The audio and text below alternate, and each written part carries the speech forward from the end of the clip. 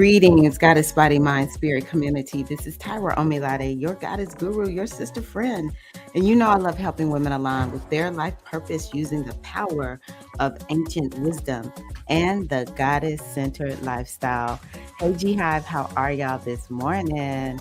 Glad to be here for our inspired Goddess Morning Circle. My mind got a little bit jumbled up. I've had some tech issues this morning. So, hey, everybody. How y'all doing? I got to turn the music up. Come on, G Hive, turn up.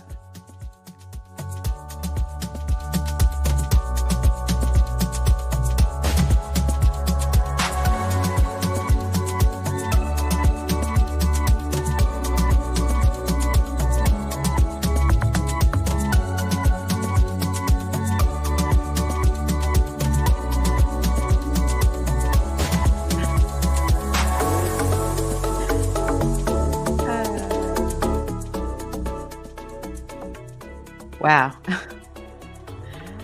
I'm trying to do better by my computer and not have it on all the time. And I was just shutting it down, like closing the laptop. And I said, this is why I don't do that.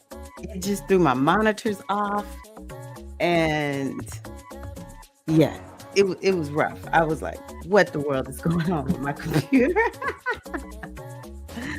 Okay, but we're here now. How are you, queens? Let me see who's here, because I saw y'all were on when I came in the StreamYard. Okay, hold on. Oh, okay.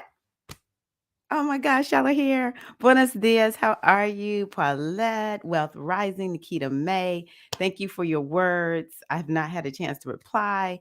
Thank you, Nikita May. I really appreciate what you said the other day on my video. Hello, Jasmine. Wait a minute. Hold up. I gotta shout y'all out. All right. Come on now, Tower. Get it together. G Hive in the house. Hey, Jasmine. You're here early and I got on late. I'm so sorry. All right. We got the Queen Ocean Kimmy. How are you, Queen? Peace. Let me see here. Hi, Larissa. How are you, Queen? Hi, Shamika. Thank you for what you said to me also on the video the other day. I really appreciate you. That just really touched my heart. Hope all is well. Look at y'all. Y'all are just so loving and kind to each other. Hola, good morning. How are you? Idalba, Davila. How are you, Queen? Welcome. Hi, Natasha. I love seeing the Latina sisters, the Hispanic sisters, whatever word is proper Latinx. You know, I want to be appropriate. But look, it's the goddesses. Hey, Latinas. Hey, how are you, Queen Natasha? Idalba. I love that name. That's right, Shamika. That's right. We are jamming, baby. We are jamming. Good morning, Queen. Welcome. How are you? Yeah, I know this is you, Johnny. How are you, Queen? Welcome, welcome. I love y'all. Ocean, you crack me up, girl. Yeah, it is much needed. Shoot, I need it. Y'all saw me, a few of y'all saw me on my video the other day after I did my mindfulness. I was just like, oh my gosh, I am just torn up right now. Hey, Queen Felicia, how are you, big sis? Aw. Yes, thank you. Yeah, one thing that I am embracing, it was really interesting. There's a lady who I met, a young lady I met in the circle facilitator training that I was a trainee for. And you're welcome, Idalba. Yeah, I don't know if I've ever seen that name before. It's just so beautiful. I like if I was in baby making mode, I would think that might be a name I use right there. That's a pretty name. That's a really pretty name. But she was saying she was struggling a little bit with being vulnerable and showing up in a way where she doesn't have to have all the answers. And I told her I'll never have to have the answers.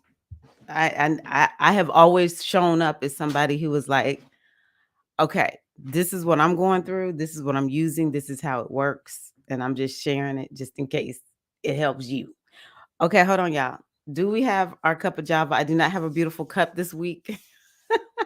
I'm just all about keep the computer safe. So I have this is a Starbucks cup, but you can't tell.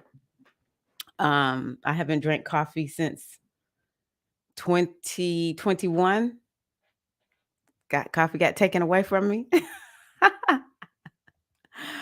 But what are you drinking? Do you have your cup of Shango, cup of Java, cup of morning sparkles, El Agua? What you got? What you drinking this morning, y'all? Y'all know we be sitting around drinking our little morning sippy sips. A lot of y'all have tea. A lot of y'all have tea. Hey, Cora, how are you? Shango for your soul. Water for Keita May. Yes, queens. Yes. Whatever delights your body, your pleasure, that's what I want you to be drinking and just enjoying it. We're just all like sitting around a table, and just having a good time. But yeah, I was telling this young lady, I don't have to show up and be anything other than who and what I am. And if I'm having a bad day, I'm going to say it. And I told her before the comments on it was a mindfulness practice that I posted on Monday. I said, shoot, come on, I'm torn up. The ladies in my community, they're just like, oh, Tyra, go ahead, do you. We love you. We're going to take care of you. Y'all give me advice and everything. I don't care. That's fine with me. Y'all are wise. Why would I not want to come and be vulnerable with y'all? I want to be vulnerable with y'all because y'all, we here. We are here. We see eye to eye. Okay. So there is gonna be what do you call that thing? So let me explain to y'all what's happening for me right now. So y'all know I have something going on with the sibling, and it's involving um yes, I have something going on with the sibling and it's serious. It has to do with a legal issue. And it was like we got some news this week. And it's the third time that it's like news. And it all started right with that Mars retrograde too. Mm-mm-mm. It was right around maybe about 2 weeks after Mars retrograde. And then about 2 weeks after that, there was more news. And then it was like some things happened and we felt like, okay, everything is, like better and more stable right now. And then there was more news that came out on Monday. And each time it has like really activated my trauma response. And so what happens a lot of times when I feel the most threatened is it's just like I was thinking about it the other day. It's just like I become so Piscean. It's like there's this dissolution of everything. I just let everything go. And I think maybe as a little girl, it was like just let everything go and just be focused on the now or something. I don't know. But the other thing that happens is my mind. It's like my mind gets turned off because I don't remember a lot of stuff. If I want to remember stuff from my childhood, I have to go to my big brother and ask him, you remember this on this day, this happened? What went on? Or I'll tell my kids, go ask your Uncle Money about this. He remembers it. I don't remember everything. It could be even something that's not bad. I may not remember it. So my words are off this morning. And like things like create the event for the full moon in Leo live stream. I need to do that. I will get it done. As I logged on this morning, I was like, oh, I need to get that done. I am better this morning. Like each time it's happened, it's just so retrograde. Like the first time it happened, it was just like I didn't even know. It was just like my mind was swirling. The second time may have been worse, but it was like everything was swirling. But I guess the second time that this trauma response got activated, had already gone through it one time. And so I was just like, okay, I remember this happened, you know, mid-November, I just need to get myself cleaned up, And then this time it hasn't been as strong because let me see, we got this news on Monday. And so, it's Wednesday and yesterday I started feeling better and all that kind of good stuff. So, yeah, I was thinking this morning, wow, to be a business owner and be going through something, beast mode. Beast mode, baby. Beast mode. So, it is going to be on Saturday. I'm gonna have it sometime on Saturday. And I honestly don't even really know.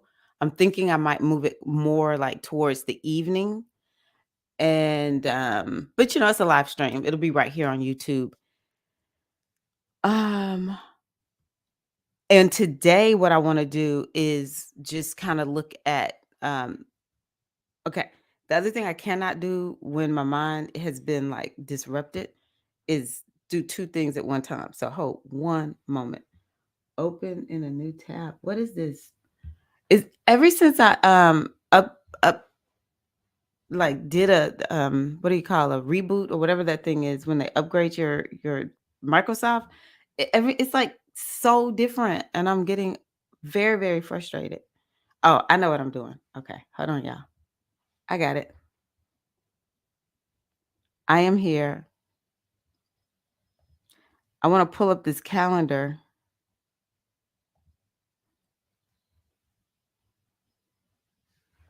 and go over and I'm going to do a separate video, just make it shorter. Typically um I do this with a separate video and make it short and concise, but I was like, well, I need to get it done. So we're going to do it this morning.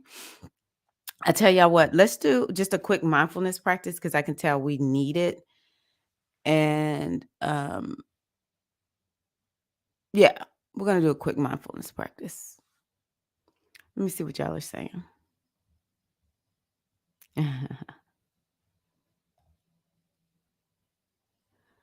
Yeah, this Mars retrograde it's been rough.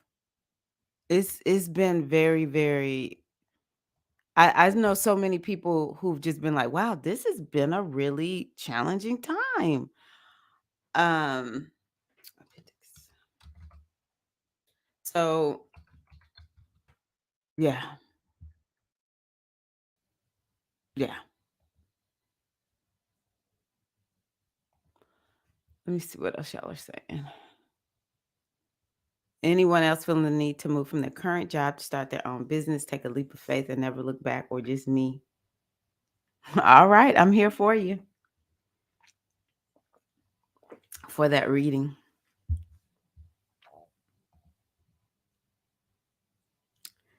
Thank you. Mhm.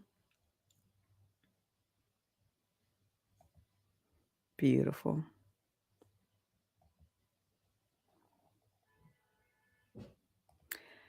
Yeah, I'm glad you said that, Jasmine, because I actually thought about that. I was like, I really what I'm wanting to honor is that you know, the person who has been on who's on the receiving end of whatever went down between, my sibling and that person. And I don't want to be disrespecting their experience. I wasn't there. I don't know what exactly happened. Um, I know mostly what it sounds like was it was just a bad moment, and it wasn't even an argument going on. Like it wasn't even between my sibling and this person. But anywho, but so it's like for me as somebody who is spiritual and very much into compassion, and I just have to make sure that it's like, yes, I want my sibling to be okay. And I want there to be, and I know restitution has to be made because somebody was injured, even if that person instigated it. I cannot dismiss that, everyone had free will in that moment. And it's a very tricky, fine line to walk. And one thing that I'll share with you all that the eclipses are doing for me, I think another reason these eclipses, and it's just such a deep time for us right now, is because the eclipses are happening, and one part of the eclipse is happening in Scorpio. Man, Scorpio is man, it is like no joke. This is no joke energy. It's like really transformative. And and the other thing is too that I'll say that is why I'm being cautious about how I approach this. For me, the number one thing is healing. Like in my body, the number one thing is that my sibling is able to just stay a free human. Okay. This is important. And my sibling's pronouns is he, but I just kind of like to like depersonalize it so much because I don't have a lot of siblings. So it'd be easy to figure out one or the other. Um, and they're both he's. I have brothers, but um the number one thing that I pray is for healing, but in my body, it's like, I don't know. Actually, sometimes I feel like my mom has kind of like come into me since this has happened and has me like, like go, go, go, go, go, do, do, do, do, do, like in it's kind of like I've got to do something. I've got to, I got to help and all that. Cause me and my brother hadn't been like hanging out, talking a lot or anything like that, but once this happened, it just like it's like this primal energy inside of me has like kicked in, and it's like whatever I can do to help my brother, that's all I feel like I can do. And so but the spiritual side of me is like, and I feel like my mother wants this, is healing on all fronts. Like I said, everybody had free will. I've got to just accept I cannot control this situation. I don't know the full picture. It's really interesting because um I remember hearing a teacher. I was thinking about this yesterday, like who said this? But it's like sometimes it's like when we're talking about somebody, when we talk about them, it's like we don't even have the full picture. Like we don't even really know what's really going down when we see things happen. And I subscribe to other lifetimes. It could be literally something happened in another lifetime and something is playing out in this lifetime, but with the conscious mind, it is so limited. The conscious mind doesn't know nothing.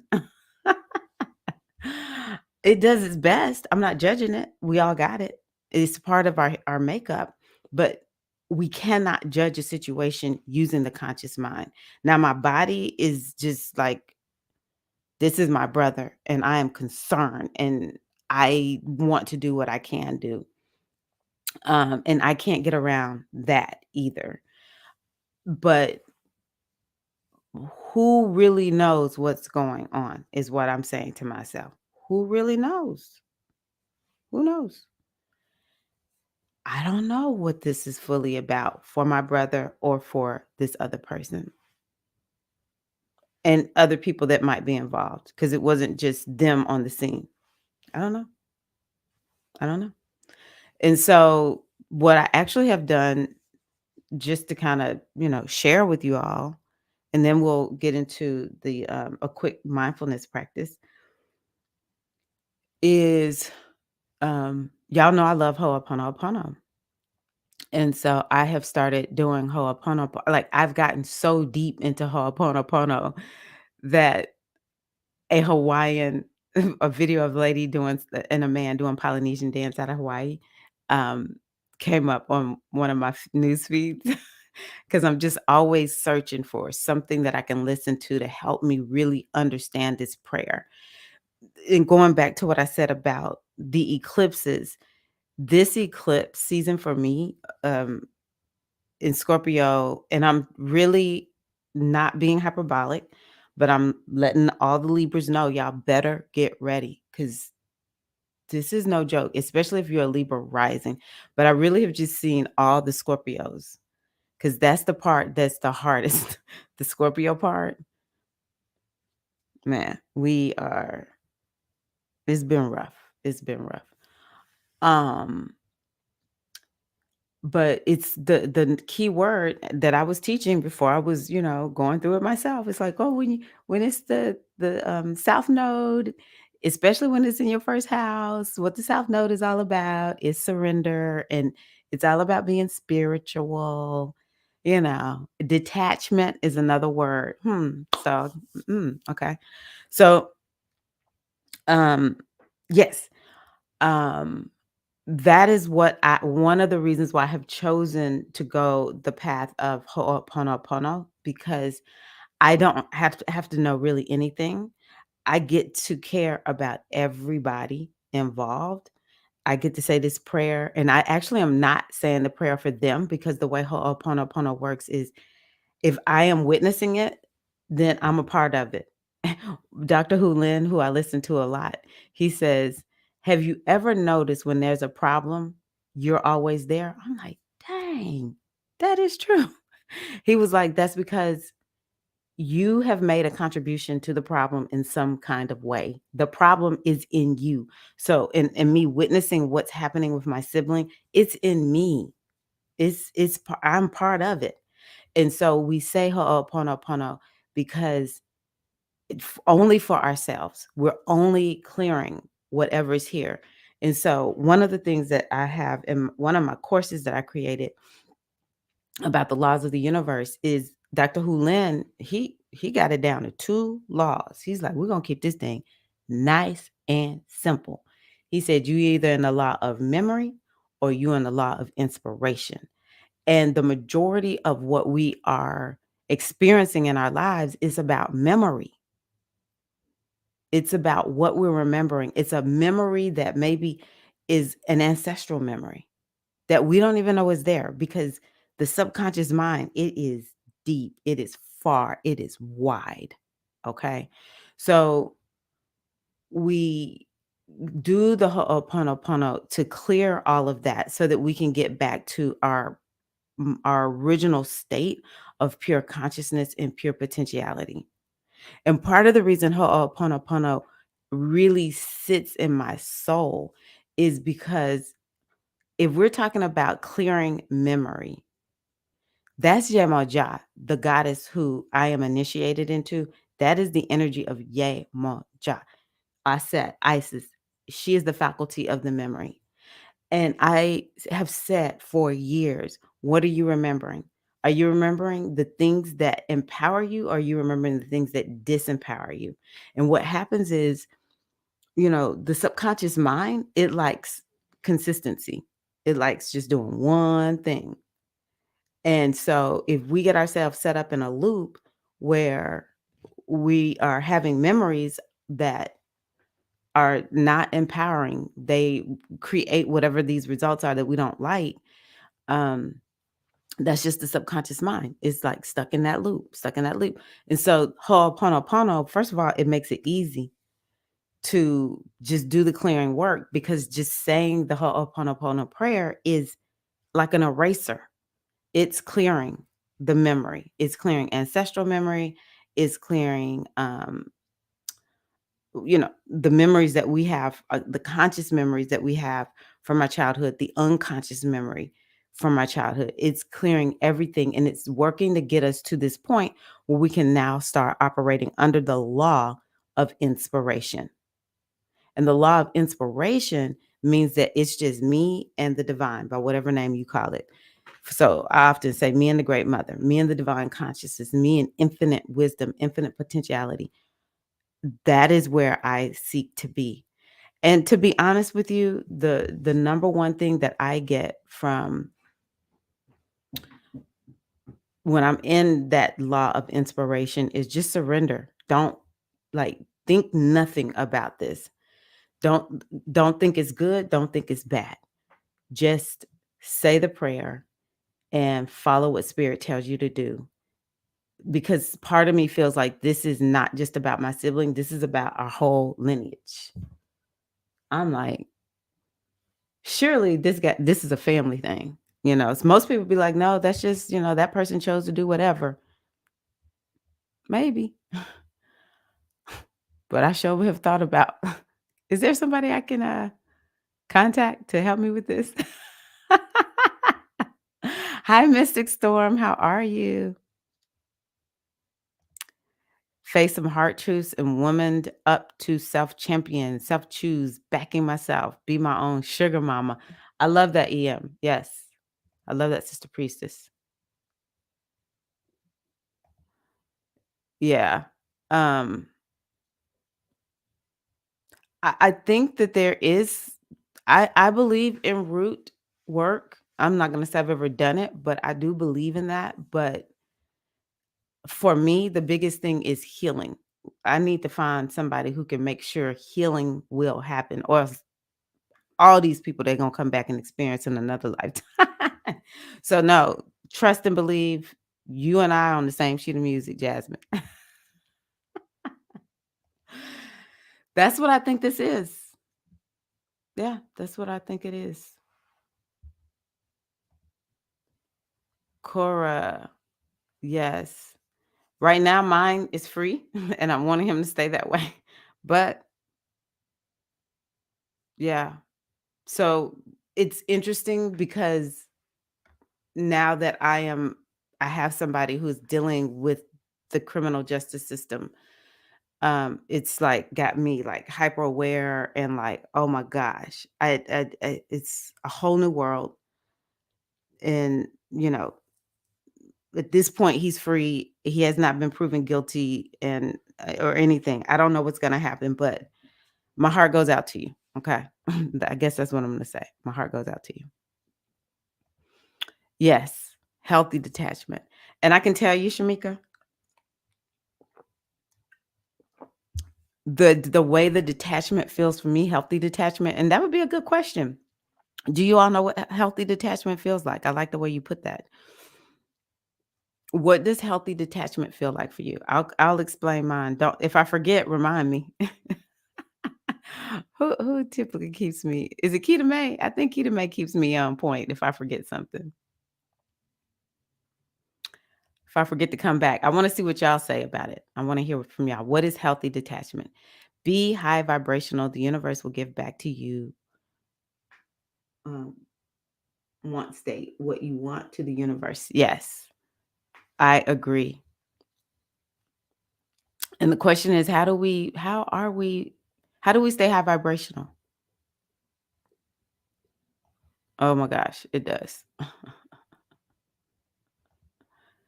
The universe will expand what you dwell on. Just be high vibrational. And the question is, how do you stay high vibrational? So let's just go on ahead and do a quick mindfulness practice. The other night, the one that I did, I was able to get into that I'm just going to do this one again. I really love this one. The loving kindness meditation. Um, but uh I really felt like I got into the law of inspiration where it was just like everything is gonna be okay. Oh my gosh, I love it when I do mindfulness and I get in that moment. It feels so good. It feels so, so good. So what I want to start off by talking about is, I'm working on my mindfulness certification, and I attended a practice the other day, and the teacher helped me to realize something that there is this. Oh, here we go, Shamika. Hey, Deborah. Um, yes, I'm gonna come back because I love what Deborah just wrote. There is this practice that we have in mindfulness called equanimity. And equanimity is about learning how to keep yourself rock solid and stable, um, no matter what's going on. And I think that actually that's going to be something that I really start focusing on with us. How do we stay grounded in truth and just grounded in the moment in the face of things happening? And I thought it was so interesting that, okay, so let me see here. This money. Okay, so Last Monday, I went and we did an equanimity practice. And then she wanted to do another equanimity practice this week. And I found it interesting that she did this one. And when she did it, I was just, there was one point where, because equanimity is all about the way she did it, it was like no one's better or lower. I can wish you well, even if you're somebody who I perceive as an enemy, right? Um, Equanimity is about seeing when I did Just Like Me last week, that is an equanimity practice. Just like me, my enemies, they get up, they have to go use the bathroom, the hygiene maybe, um, put on clothes, go to work, you know, just like me. Everyone in the world is just like me. I'll never forget when my older son, um, I think he had gone, I don't remember where he had gone, somewhere with the Coast Guard. And when he came back, he was like, I just figured out everybody in the world, we're just living our lives. Like, why is everybody tripping? We're just waking up and we're just trying to, get some food and have some, you know, have a good time, have relationships or whatever. That's it. I was like, wow, such a young person realizing this at such a young age. That's what equanimity is about. And so when she went into this practice yesterday, she talked about how equanimity is supposed to come before loving kindness because it's easy to send love and compassion to people that we care about. But it's best to do the equanimity in conjunction with the loving kindness. So I want y'all to think about that, okay? That this is to me what really will change the world and all that. But what I want to also say is in the practice, she talked about sending love out to the whole world. Even last night or Monday night when I did this mindfulness practice, I was struggling a little bit. And I told her that was the hardest part for me because in light of, what's in the news with Tyre Nichols and, you know, it's black folks that did it to him. And it's just, it's makes us so mad, like, I don't even have words. It's infuriating, it's beyond it, it just creates a lot of rage, it just brings up our rage, we're tired of it, um, and how it doesn't all the time feel safe to offer that to other people, but what I think is important for us to understand is having a practice like compassion, loving kindness, um, is important. And equanimity, because we do not want to be holding this stress in our bodies. Okay. I honestly believe, well, let me just go to what Deborah said real quick. Let me see what everybody said, actually.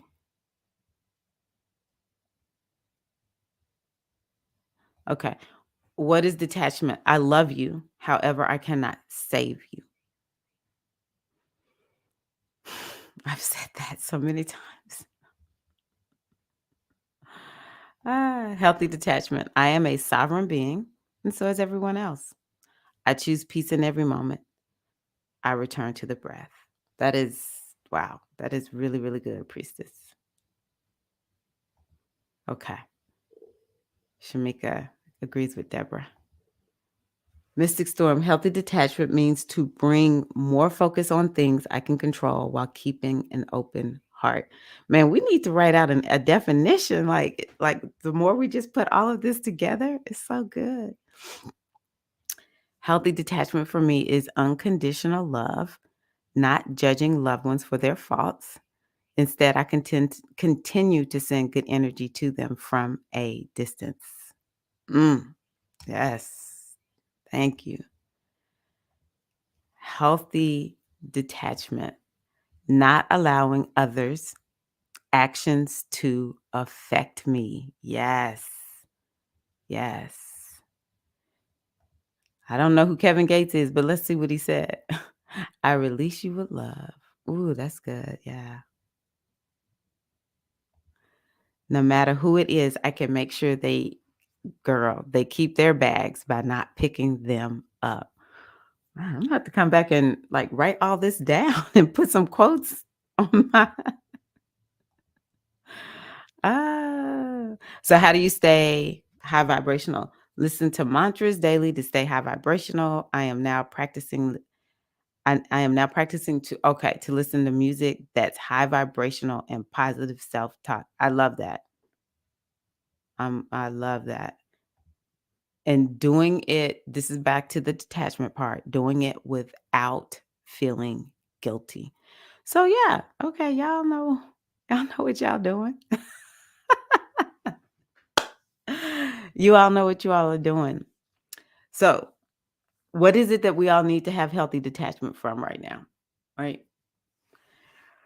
And pretty much everything that y'all have described, that's my way of being detached in a healthy manner. And the other thing that I will add is this um south node or let me see here. What is it? Rahu and what's the other word? Like I said, my mind is like really off right now. Ketu.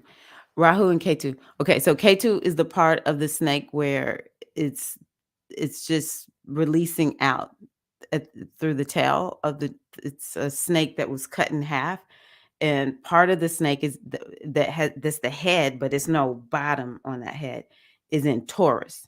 And that's the one that's like ravenous. It wants, it wants, it wants. So Taurus is making us want this thing so bad, whatever it is in our life, wherever Taurus is in your chart. And then Ketu, the part of the snake that's the tail that's separated from the head, it has just like this part at the end, at the bottom, where it's just releasing and releasing and releasing. And that part for me is in my first house. And so what it's showing me, this notion of surrender, that's part of healthy detachment for me is surrender. And it's just like I'm surrendered and I just always imagine when I'm surrender, I'm just in the air and my arms are just open wide and yeah, it's like just here. I don't have a thought about is this good? Is this bad? It's like seriously, I am just here. And the place that eventually comes up for me, I think that's where I am right now, that we're in our 3rd year of this is like I literally trust the universe. I have a 100 like I have those moments and then I go to these moments where I'm in my body and I'm completely and totally terrified. But I have this time where it's just like I just know the universe is working in my favor, it's working in everybody's favor, and that's just all I know. And I just kind of feel like this is the lesson for me is complete and utter trust. So I guess I'll tell you Libras, one thing is you become more spiritual. You will become more spiritual with these in your sign Libras. Yes, that's one of my favorite songs. I love that. Healthy detachment allows me to see others for who they are and helps me to stay away from those with negative intentions. Oh, that's a good one. Healthy detachment does give us more perception of what's going on. Yeah. Where is your south node in Chiron? My south node mm, is in Virgo in the 11th house. Oh, and my Chiron is in Aries. I've already had my Chiron return. I created a class on Chiron return one time. Woo, that was no joke. That was challenging. Okay. I stay high vibe by naming my negative emotional thoughts. Okay. Promising I see them and then choosing my happier, lighter thoughts. I tend to return to sad childhood stories. I focus on writing new ones. Ooh, okay. I see what you're saying. Yeah, that's good. Oh, it's it's it's life changing, Cora. It's life changing. When we just that's what I love about Ho'oponopono. I don't have to fix anybody but me. That's a good detachment strategy right there. I can't do nothing about nobody else. I can't remember who said it, but somebody said it. I just focus on what I can do. Hi, Nexodus. Great rising. I love that priestess. Ellen is one of my sacred feminine mysteries, priestess sisters. I return to everything happens for me, not to me. Earth equals school. We are here to learn and grow. Yeah, Chiron and Aries will be for everyone who was born around, I don't know when it went there. Maybe it was late 69, but for sure it was there in 70 because I was born in 70. It was at 1 degree when I was born. So a lot of us born in the 70s have Chiron and Aries. That's rough. Body issues is one of the reasons I always focus on my body. Okay. So let's just go on ahead and we got all this up. Let's take a deep breath in. Inhale. Long, slow, deep breath out.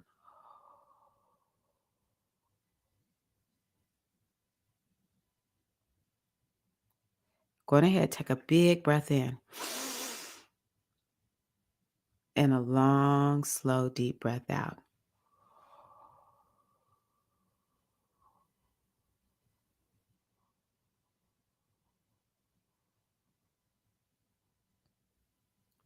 Another big breath in. And a very long, slow, deep breath out.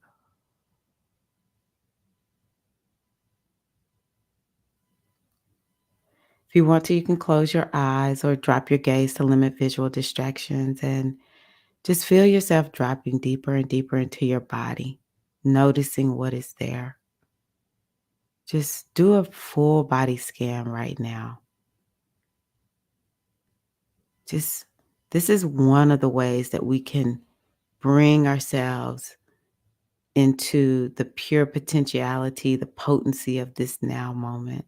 Just check in with your body, this beautiful vehicle that is allowing you to traverse this physical reality in this particular lifetime, this beautiful life that is yours.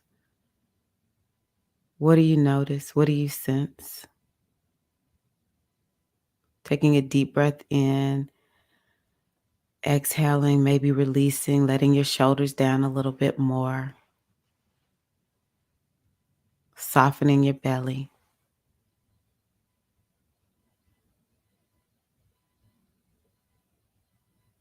Allowing yourself just to be present and see what's here in this now moment for me.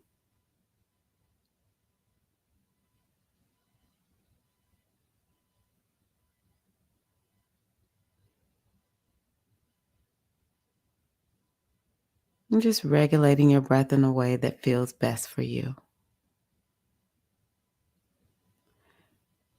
Remembering that mindfulness is a time for you. It's all about you and just allowing yourself to be present to what is.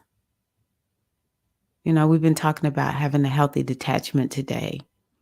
So just being detached, just being present to, no judgment needed. Granting yourself a lot of grace because the mind will wander. It will wander. It will do all sorts of things. It's just what it means to be human. And one of the best ways to bring your mind back to the practice is just by focusing on your inhale and then your exhale.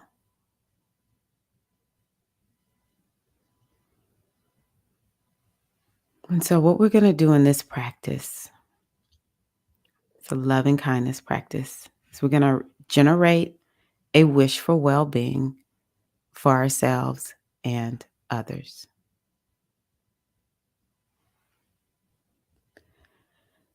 And to begin this practice, I will give you a few phrases that you can use to offer loving kindness to yourself. You can repeat these phrases silently to yourself or just follow along. And always feel free to use other phrases that you prefer. Let's start. Maybe even taking your hand and putting it on your heart, or maybe putting one hand on your heart and one hand on your womb space. May I be well. May I be safe and free from suffering.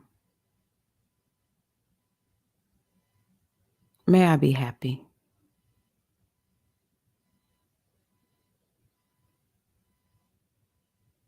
As you repeat these phrases, see what it's like to really let them in. And if it feels uncomfortable, just allow yourself to be with the phrases around you. Okay? May I be well. May I be safe and free from suffering. May I be happy.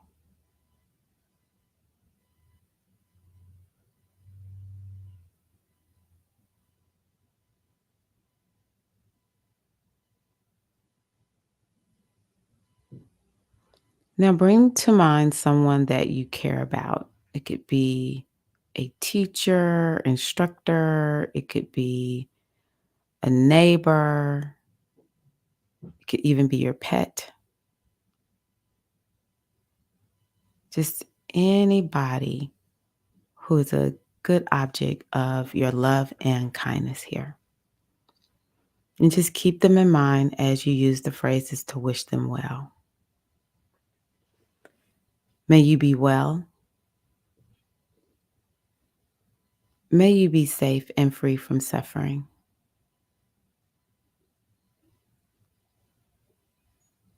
May you be happy.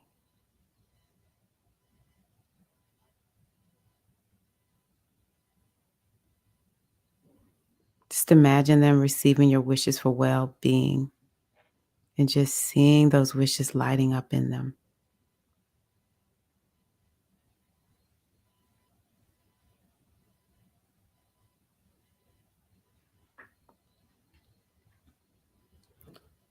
Now, bring to mind someone who is having a difficult time, who perhaps has experienced loss, illness, having a hard time at work, just a difficulty in their life.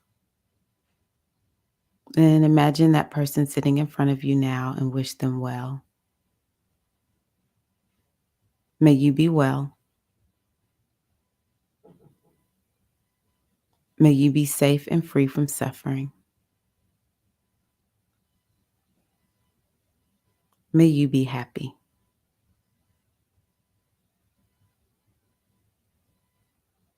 Just take time now to share any words that express what you wish for them.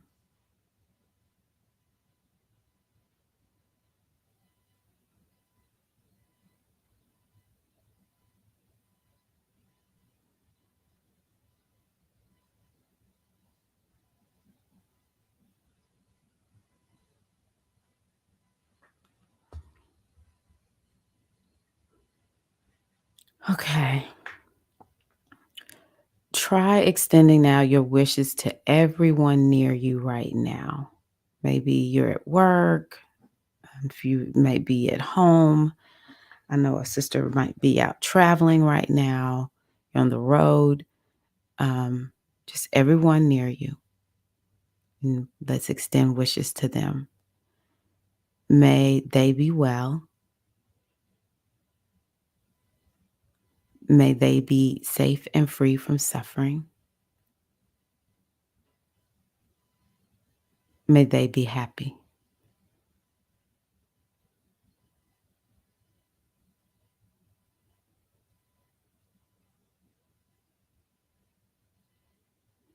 Inhale, exhale. Think of your friends and family now. Just bring them all into your mind's eye.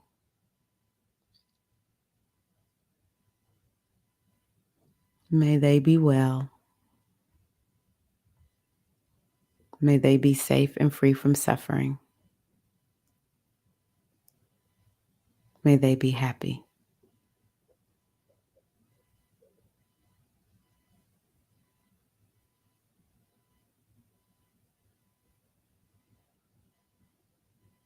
Hmm. Now, if you're able, extend your wishes beyond the place where you are, beyond the people you know, to extend over the entire earth, all people, all animals, all life. May all beings be well. May they be safe and free from suffering.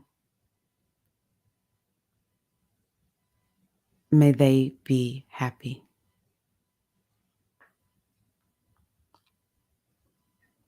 Just feel the sense of well wishing extending out from you in all directions.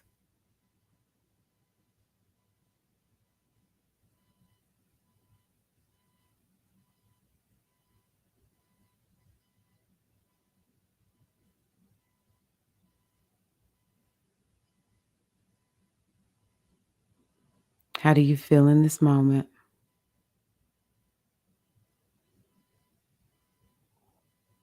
What are the sensations in your body?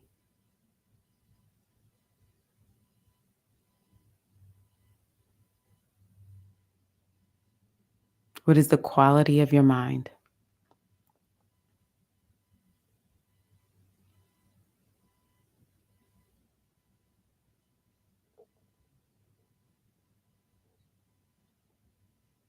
Okay. Now, bring that large circle of loving kindness back towards yourself.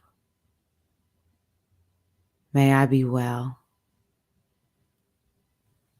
May I be safe and free from suffering. May I be happy.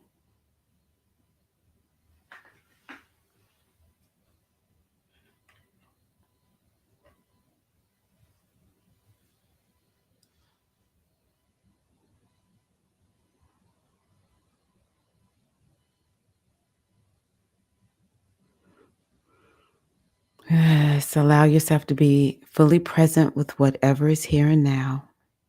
Maybe taking a breath in and a long, slow, deep breath out.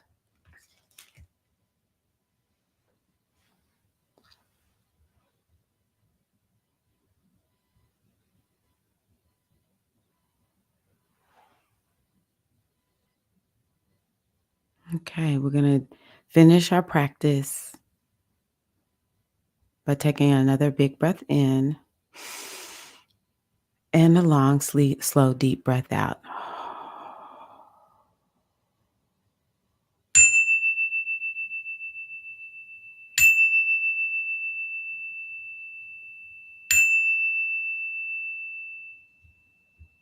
Man,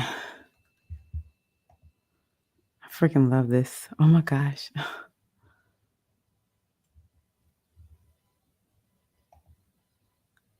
I got a new member while we were doing the mindfulness. Hey, Nexodus, welcome, Queen. Thank you. I'm so glad you are here.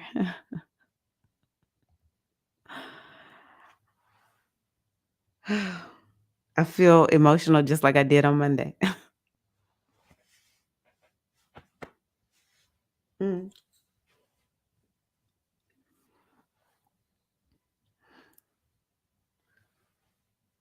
I love having those moments where I get assured.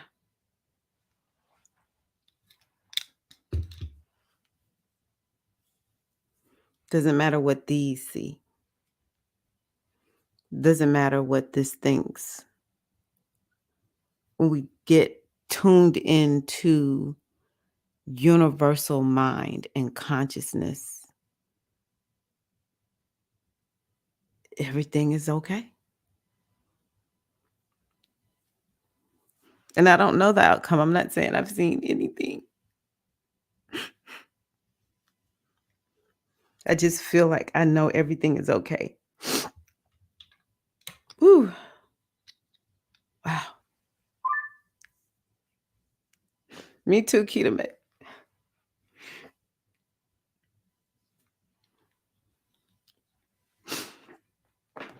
Oh, wow. So again, thank you, Nexodus, for joining my channel. I freaking love that y'all are joining because I love this membership so much.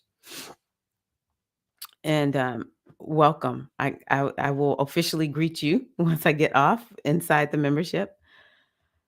Ah, that is such a Ma'atian phrase. Be light as a feather. I love that.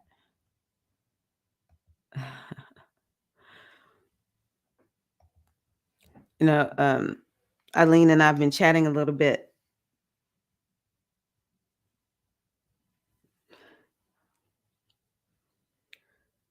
And part of the reason I do what I do is I'm called to do this. Um, if I don't think it would matter what family or anything I was born into, but part of the reason I do what I do is number one, women, number two, women of color. And it's a lot of spaces because, you know, in order to learn how to have tools to help my people, um, I have to go into spaces that there was a time I wouldn't go in these spaces, these white male dominated spaces. And I can say this with the white women that are part of my community that sometimes even dealing with white women, it's like, I can't do this. Sorry, not I can't do this with you. But I have been willing to do that. And so I remember when I first caught on to mindfulness, I was like, this is something my people need. My people need mindfulness. And I go into some of these spaces. I am the only chocolate drop, the only chocolate drop. But when I have moments like this with y'all, I'm like, I'm willing to go. I'm willing to go. I will go so that we can do this together. Yeah. You're welcome. Love you, Johnny J. Thank you. So sweet. Oh, thank you. That made me feel so good. Because it's been rough.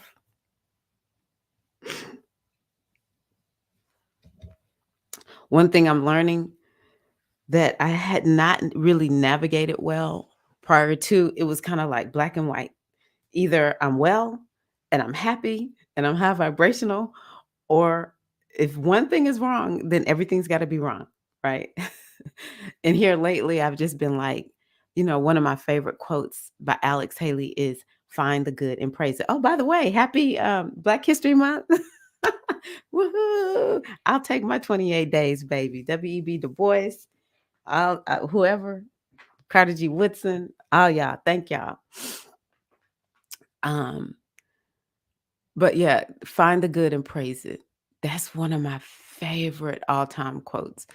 And that's one of the things I'm learning. And maybe it's because of, doing the gratitude practice too. It's kind of like, you know, I have to learn how the equanimity. I have to learn how to be with things without like it there doesn't have to be any judgment about it. I can just be with it and I can have moments where I feel bad and I can have moments where I feel good. And sometimes it's like salt and pepper.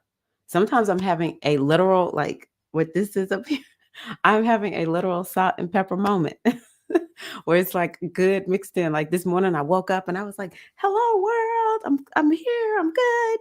And I was like, "This is so weird to me because by the same token, I know in my subconscious mind there's this concern that I have about my brother." But yeah, that's amazing. That's really it's amazing. And you know what? I'm really happy that we've had this discussion today because I've just been like, oh my gosh, first house eclipses. I knew it was hard, but oh my god. Ellen, how did you do this? I think she's Ellen, aren't you a Sag rising? Um, the Sagittarius had it the last time. But now it's kind of like I get to be detached in a healthy way. I get to just trust the universe. I get to have really what so many people want, which is this truly deep spirituality that doesn't feel like it's just something I'm reading from a book. That's kind of like how I'm thinking about it today. Y'all are just so good. Thank y'all. I appreciate you. Yeah,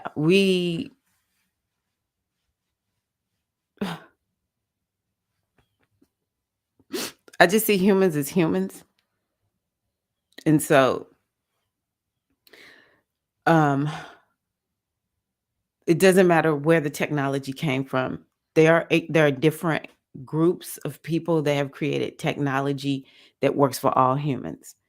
And so, mindfulness is based on a lot of this particular mindfulness that I'm learning, which is like modern day mindfulness,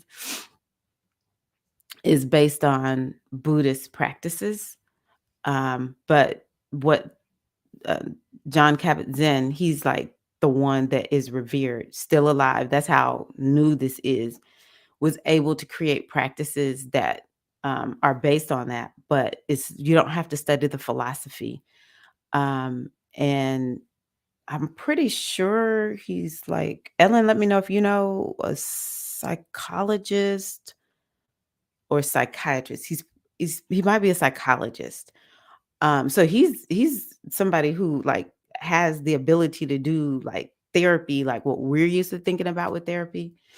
But he said in so many books that I've read, by people who are talking about mindfulness, the therapist, and I said this the other day, the therapists are actually telling people you need to do mindfulness. They're getting better results with mindfulness. This is not even just like spiritual, like this is truly a healing tool. And so, for those of us who are able to go grab it and bring it back, and then, who knows? I don't see myself as being a trainer of mindfulness teachers, but surely there's going to be some other Black or brown person who rises up and is able to, you know, train other mindfulness teachers. There's a lot of us out there kind of getting it. I don't see a lot of us in mindfulness communities. I do know what is the app? Do y'all know the app Liberate maybe? I think there's an app. The reason I struggled with that app is if if if there's too much talk about trauma, it will kind of make me feel like I just want to come and do love and kindness. I just want some mindful breathing, but we do need that because there is nuance to everything. Like, a lot of the mindfulness teachers are men. And so we need the women mindfulness teachers. Doesn't matter what their ethnicity is, we need them because there is something that is nuance that the women bring to the women. And then with all of, the different gender designations or non-designations, everyone's going to need someone who can bring in that nuance, right? And then for those of us who are, from different ethnic groups, no matter what it is. We need somebody because there's nuance there. I don't speak Spanish. There's something nuance that, me and Latinas is like right here. We get along. Me, Latinas, Hispanics, we get along. But then there are some nuanced things from those different cultures that I don't understand. We need everybody. I always am showing up as the resident Black woman. I sure am. I'm like, yeah, I'm here. Make You need to acknowledge me. And guess what? I'm gonna talk about my stuff. Like when I talked about Tyre Nichols the other day, I was like, I don't need y'all to be feeling guilty. I don't feel like all that right now. I'm just expressing myself because we did this. This is what came up for me, and I need to talk about it. I don't need y'all don't need to be carrying this burden or whatever. Sometimes with white women because it was one lady I think I'm not quite sure what she is, but she's a woman who is a different ethnicity. She has an accent of some sort. Um, but I just was like, "Just hear me. Just hear me, because I need to get this fixed up, and I don't have no other place to, like, work this out at." And they did good. I was really proud of 'em. Another lady actually is from, like, I think she was from Ireland, and then there was a white woman. The teacher was a white woman from the USA. Um, but it's nuanced, and they even look like I don't even know what to say. So this is why I know this works, and I've got to bring it in for us, okay? Another group that I love working with is 40 plus women. We're a whole vibe, okay? 40 plus women, we're a whole vibe. Oh, thank y'all so much. I really thank y'all so much. I appreciate you. Everybody's greeting Courtney. Okay, let's see it. Yeah, Sag rising. So it's going to get better for the Sages once the eclipses move into Aries and um, Libra. Unless you got planets in Aries and Libra. But if it's rising, it will be better for you. Like Ellen is a Sag rising. So it's going to be so much better because the eclipse now is going to be, let me see here. Right now it's in your 12th house. I have noticed like once those eclipses go into that 12th house, it's like recovery time. But then once they go in your 11th house, I've just seen people just take off. It just is wonderful. Psychiatrist. Okay. MD. Okay. Yeah. He's an MD. Okay. Yeah. John Kabat-Zinn. I love that guy. I love that guy. That's one guy that he has mucho respect. Mucho, mucho. My goddess. Okay, let me get going. Thank y'all so much. Let's talk about uh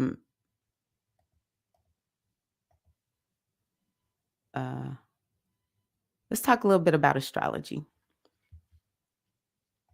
So I'm just going to touch on the big things that we have going for us. Yay! Yay, yay, yay. I'm so excited. Um it's like so nice to be able to give lovely astrology. And yeah, I'm happy for February cuz let me tell y'all,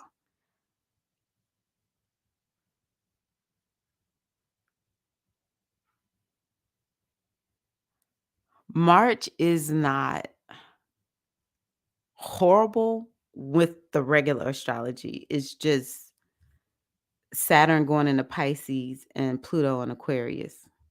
Let me just going back to February. Why did I what let me drink. Y'all drink up. Let's drink up.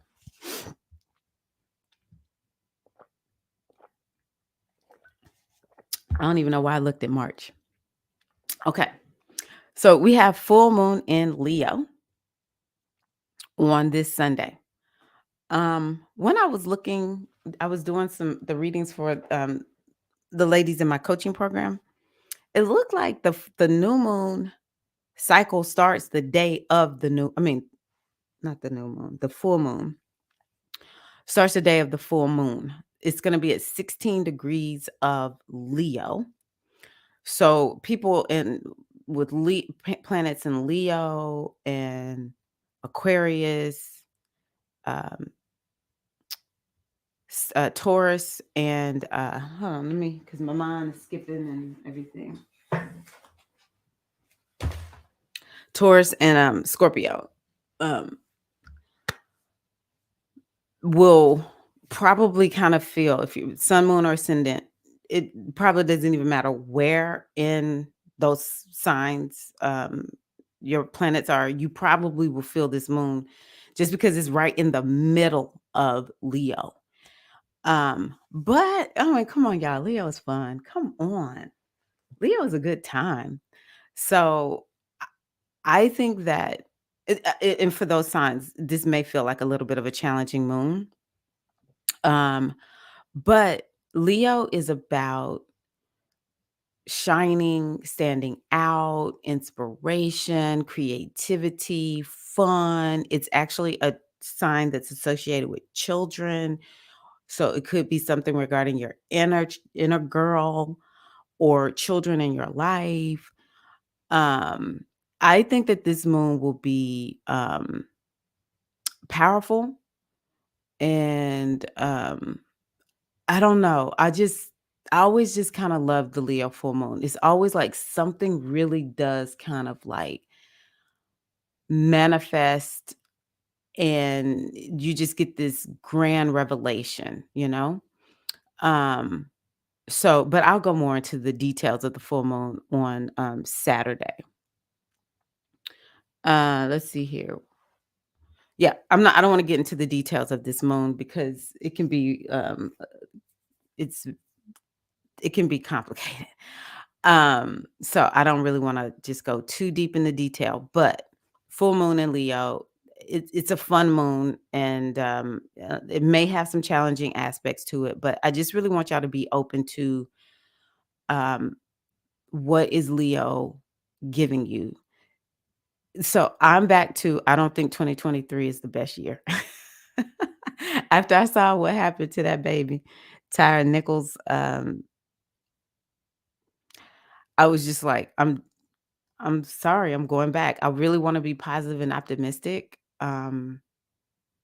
But the United States is going through its Pluto return. We cannot get around that. Okay. We cannot get around that. And so I just think that a lot of what we're seeing in the United States right now is a reflection of what is a reflection of what's going on with this Pluto return. And I'm gonna have to make sure I just study more on this equanimity because so much of what we're dealing with right now is fixed energy. And fixed energy is really grounding energy. It's like immovable. It's we got the nodes in Taurus and Scorpio. And so when the nodes of the moon are in Taurus and Scorpio, that is bringing in this energy of fixity. It you know, people talk about Taurus, but it's Taurus, Scorpio, whether people believe it or not, Leo and Aquarius. I'm telling you, when somebody shows up and tells me that they are Leo or Aquarius, I'm like, I don't if they are coaching with me, I don't wonder if they're going to show up or not. They're going to show up. They will be there. Okay. It's like if you really want someone to stick and stay in your life, get one of those fixed signs. But also, what is the quality that we can bring from these fixed signs that will allow us to weather 2023? And it is this notion of equanimity, the very thing we've been talking about today. My husband makes coffee and it smells so good. I can't have any of it, but oh my gosh, it's from Texas. It's some kind of coffee our neighbors brought us from Texas. And I'm smelling that coffee right now. That was a squirrel moment. So we want to be, sitting with this notion of how can I just be present and my soul is not touched. My soul is immovable. I'm just so steeped in truth.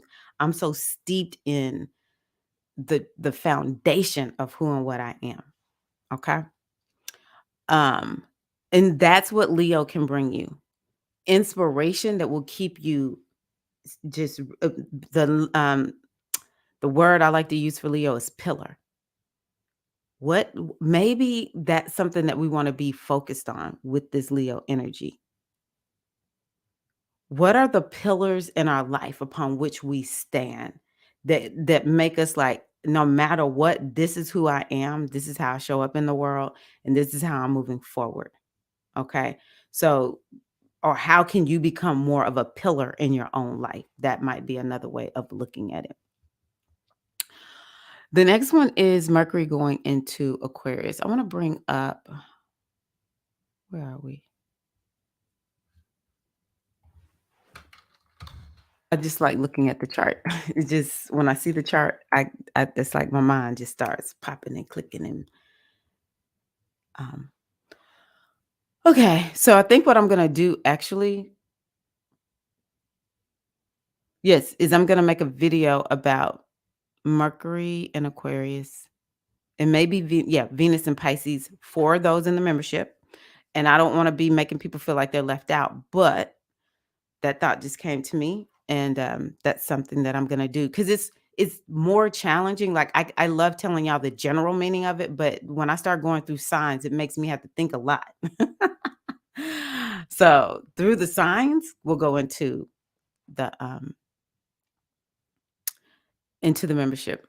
So, and I have to say it out loud because then I'll remember it. So Mercury is going to go into Aquarius. Now, one thing about Mercury being in Aquarius is Mercury is a techie sign. Aquarius is a techie sign. Their energy is just so good. And there are certain schools that say Mercury is exalted in Aquarius. It's also exalted in Virgo. It's very good in those signs. And so I think that with Mercury, let me see here. Yeah, with Mercury, the Sun, and Saturn all being in Aquarius, wow. Woo! We're gonna need some mindfulness.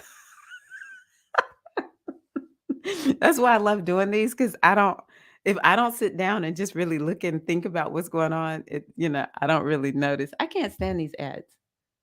I always have to look and see what's there. I can't stand them.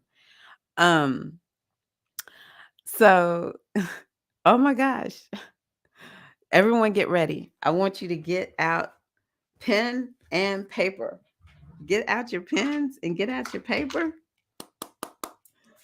because you're going to have a lot on your mind during that time. For those who want to start like a podcast or something like that, it might be a good time for starting a podcast, launching it, planning it, something like that. And Aquarius is about making progress. So maybe you have been wanting to make progress on something, but you felt stuck. And so now you're going to feel yourself starting to make progress. And you have to remember, we have Mars still down here in Gemini. How long will Mars be in Gemini?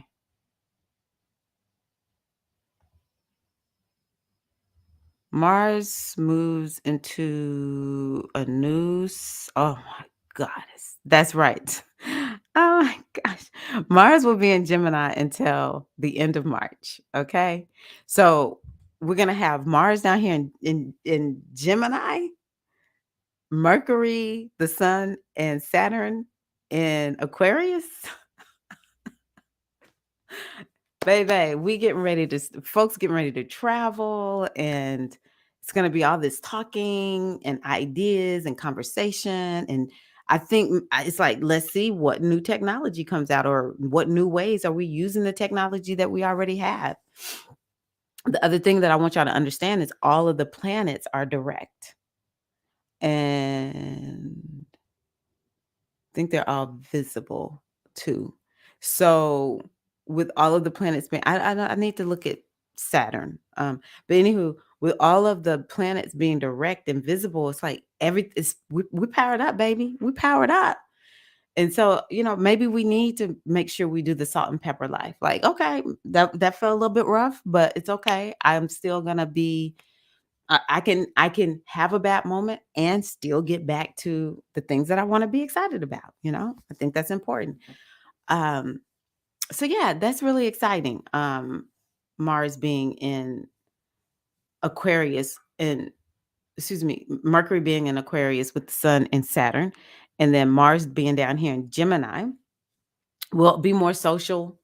It's kind of like the way I look at it, a remedy for 2020. And for a lot of people, 2021, so much separation, so much not being with other people. Maybe people are going to finally be like, it's time to get back to business.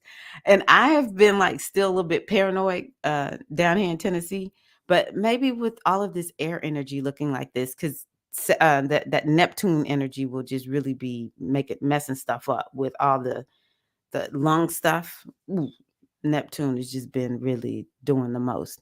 But this is a lot of air energy. So yeah, maybe, yeah, let's get out and party, go have some fun, all that kind of good stuff.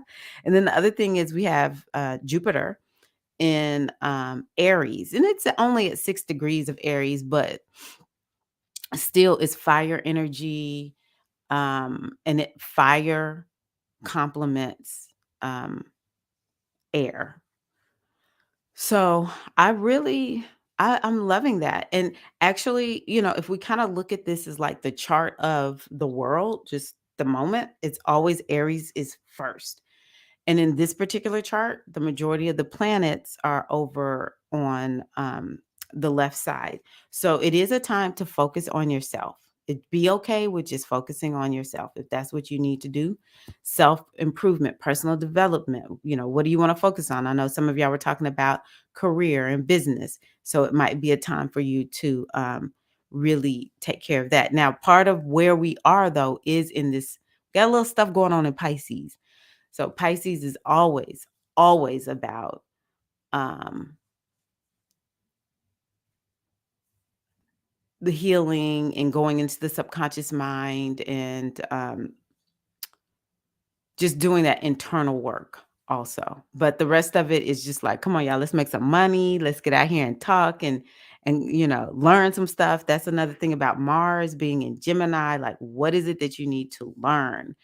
And I do encourage those of you in the membership to go back and rewatch if you haven't rewatched Mars in Gemini retrograde, because even though it's out of retrograde, it's in the shadow period. It's still like in retrograde mode. It won't be out of retrograde mode until actually right close to the end of March. It's not retrograde, but it's still covering the topics that this retrograde had to do with. So please avail yourself to that. Okay, let me see what y'all are saying. The full moon on your birthday, and you have Chiron and Leo. Oh, happy birthday, Mystic Storm. Oh, wow. Wow. Beautiful. I know it would be a beautiful birthday, Mystic Storm. Happy birthday to you.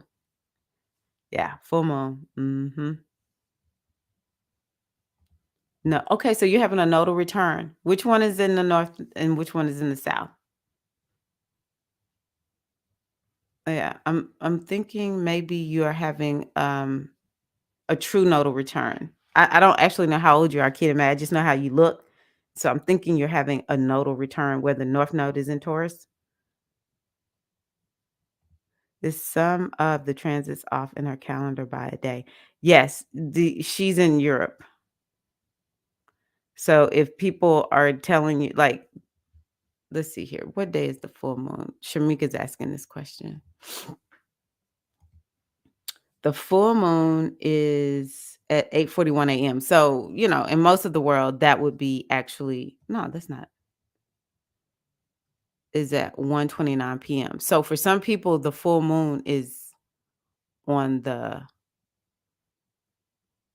6th and not the 5th. But yeah, some of these transits do look, they may seem like a different time zone. I'll say it that way. Um, Ellen, yeah, my birth mother is complex, but dang, she will show up and put in the reps. Oh, Sun in Aquarius. Leo. Oh, that's for your mom. Because I was like, your son is in Gemini. Sun in Aquarius, Leo, rising. Whoa. Pillar of constancy. Cuts both ways. Yeah. Now, I'm not saying, you know, having Aquarius or Leo mom is the easiest. For some people, it is not. Okay. Nodes are in Taurus and Scorpio. See, Eileen, you're having a reverse nodal return. And Keita May is having Taurus. No, yeah. Just based on the way you looked, I was like, this North Node. Because see, you can just add it up. It's not hard. You get a nodal return about every 19 years. And when I looked at Keita May, I was like, yeah, this would have to be probably a true nodal return instead of reverse nodal return. Okay, you're welcome. I'm excited for you. Okay, let's see what else we have going on, ladies. Sun goes into Pisces. Yes. Yes. Y'all know I'm a Pisces queen. Hey. Oh, I guess I got to do Venus and Aries too for y'all. Let's see here. Because Venus is already in Pisces. I need to talk about that a little bit more. I won't do that today, but I want to talk about that a little bit more. Okay, what am I doing? What am I doing? Oh yeah, so the sun is gonna go into Pisces. Yay! I'm so excited. um, whenever the sun goes somewhere, it gives us a focus for about 30 days. And so when the sun goes into Pisces mid-February, it just brings in more intuition, a softer touch. Aquarius is like so mental. For me, sometimes Aquarius season wears me out. It's like this is too much mental energy for me. I'm not an air sign, okay? Mm-mm. I got earth and water. That's those are my largest those are my elements. Earth and water. When it's all this mental energy, I'm just like, "Oh my goodness. Can I handle this?" I don't know if I can do it. Sometimes when I'm like that, I'm like, "Ooh, this feels good to just kind of be like mental and not have all this emotion and this water." But after a while, I'm like, "Oh my gosh, how do air people live? This is crazy." Then I'm like, breathe in, breathe out.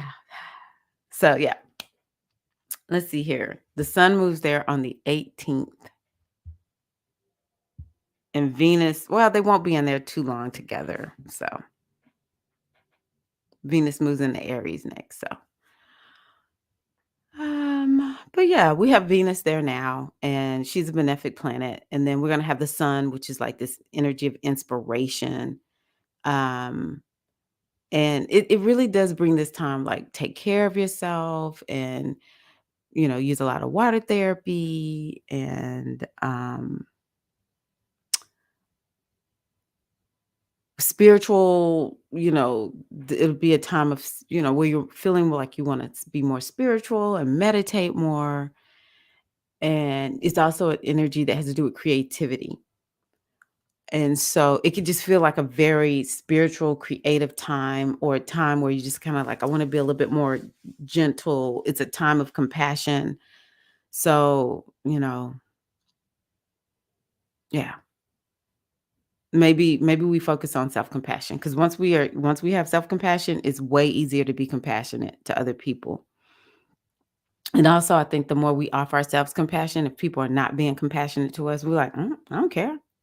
I got my own wellspring of compassion, baby. I give myself compassion. I don't need yours.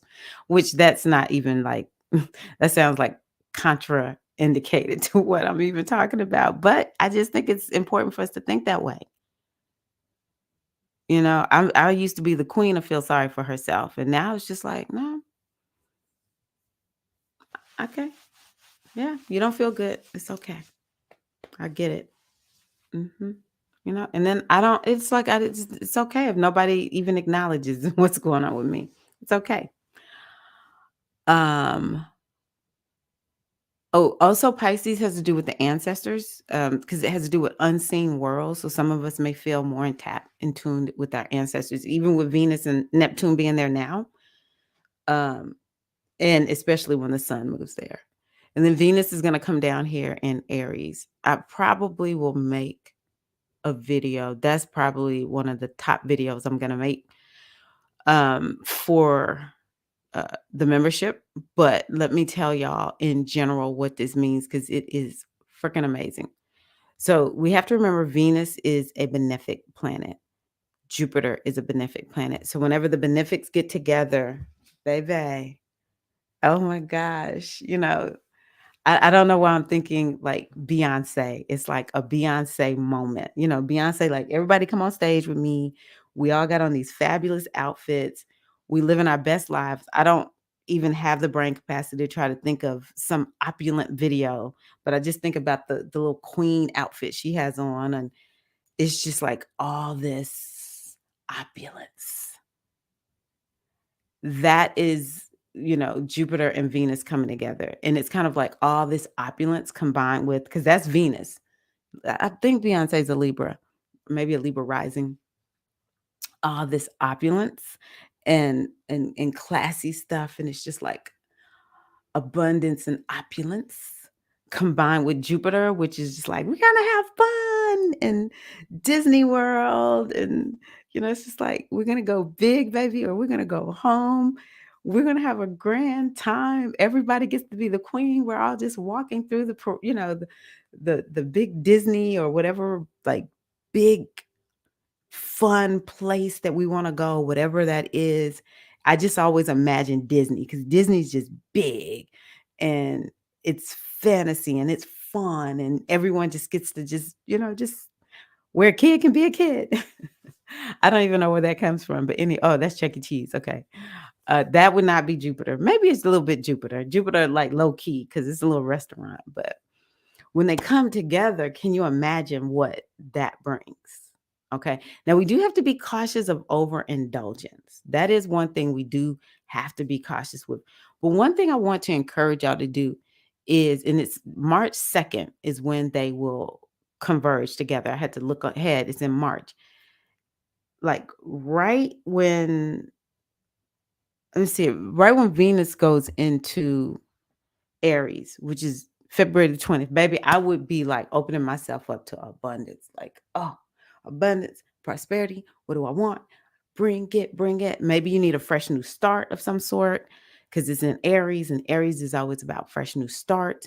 We have Aries, and then we have this energy still of Aquarius as long as Saturn is there. And that's all about innovation.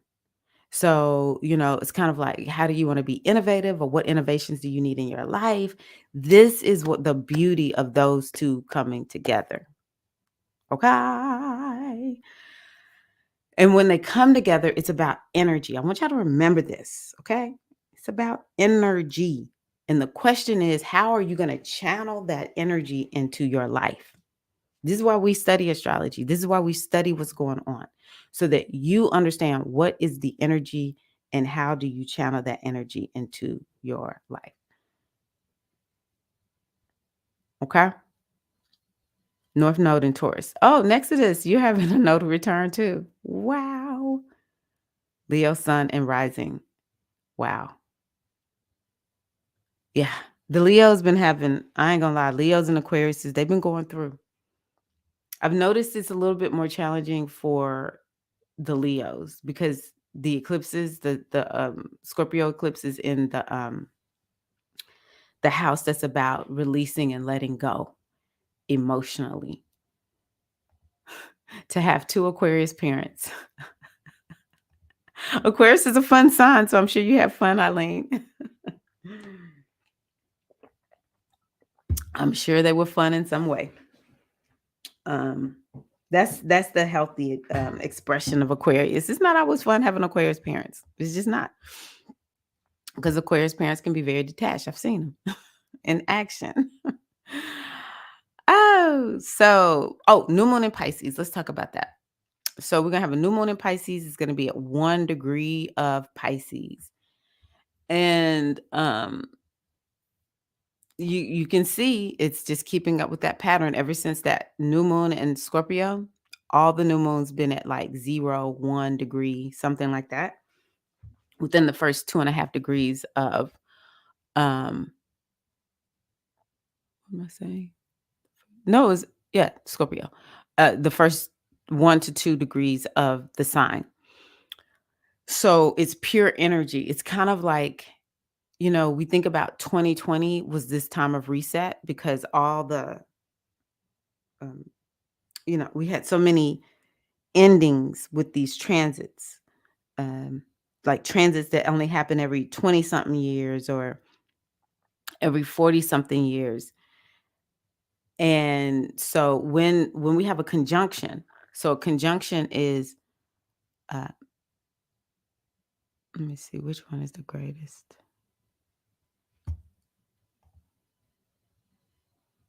I want to just see. Oh, I know what day I can go to. Enter date manually. I'm gonna go to March 2nd.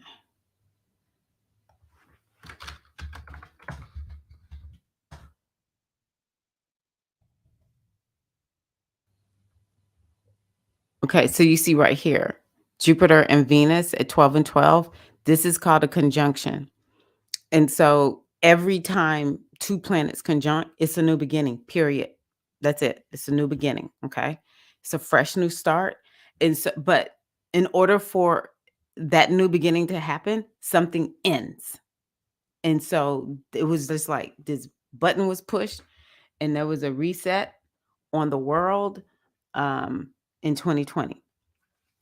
And then 2021 was more about like, you got to keep going in this new direction. There's nothing behind you. There's only forward. Behind you is gone. It's just an abyss. Look forward. That's what 2021 was about. But it felt hard because most of us were like, but like, I do actually remember what life was like before all of this happened.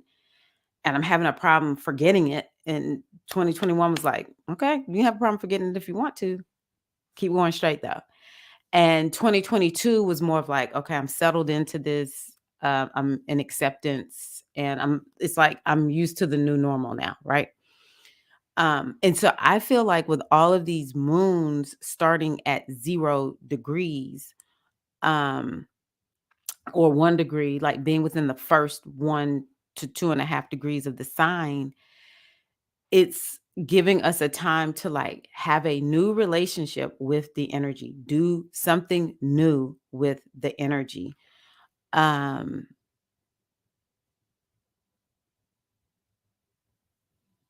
yeah, it's like a fresh new start, and we just get to kind of like redefine our lives.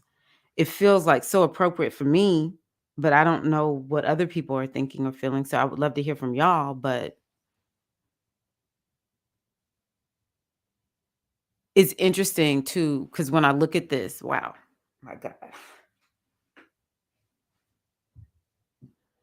The day that I know I'm talking about the Pisces new moon, but the day that Venus conjuncts Jupiter on March 2nd, we have Pluto at 29 degrees.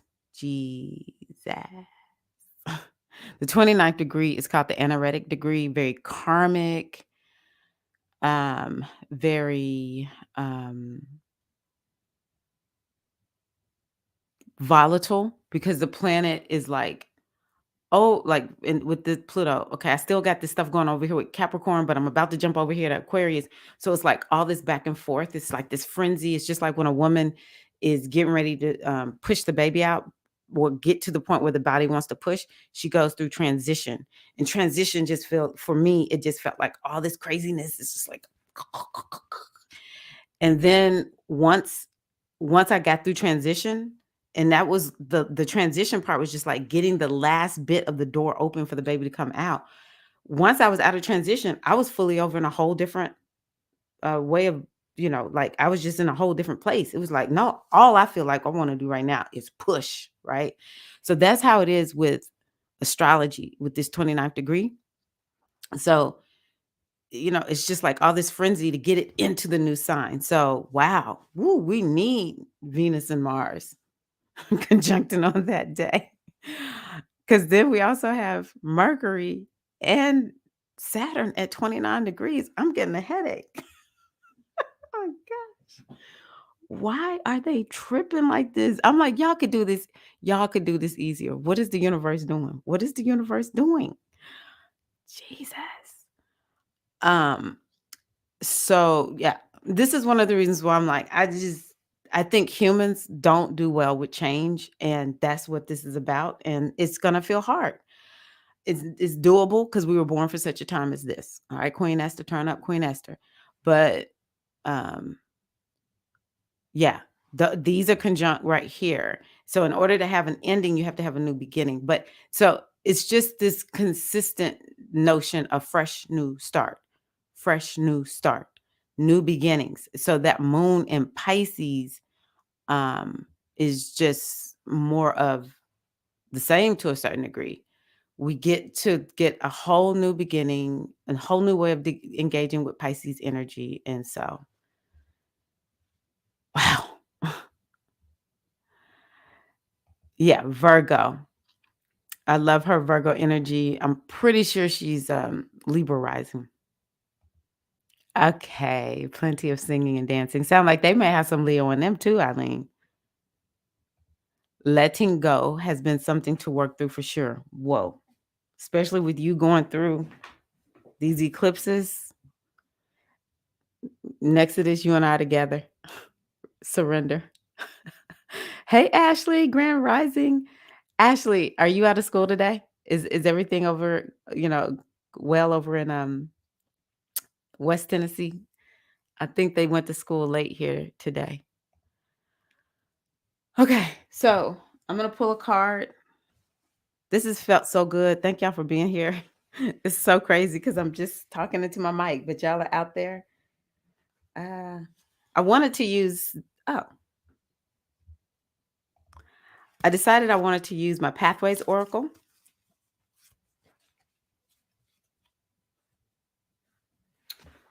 I never use this Oracle anymore since I ended the other membership that I had. Everybody saying hey to Ashley, and Ashley saying hey to everybody. Oh, Ashley, also thank you for what you said to me on the video the other day. I had thanked all of y'all. Y'all are here. Let's see here. Okay, the pathway into this is interesting. This is interesting. I always like doing pathway out. So this is my Pathways Oracle. Somebody, one of my friends, long time ago, said she was at a garage sale, found it, bought it, sent it to me, and I just love this Oracle so much. Pathway out. I'm gonna need Janet Jackson to start singing her song. What y'all think the pathway out is? So it's like pathways into the soul, pathways out of the soul. What supports the soul? So the pathway out is a word that I relate to a song that Janet Jackson sang. Let me see if Eileen guessed it. Yes, I thought so. This is crazy. Y'all just saw me shuffle that deck. Y'all just saw me shuffle that deck. Okay. Pathway out of the soul. Control. Pathway out. Control. So if we are engaging in trying to control things, which we've already talked about this today, then we will find that we may be feeling challenged. Interesting. So pretty much what she talks about is, she says, controlling behavior springs from an extreme lack of self-worth and confidence.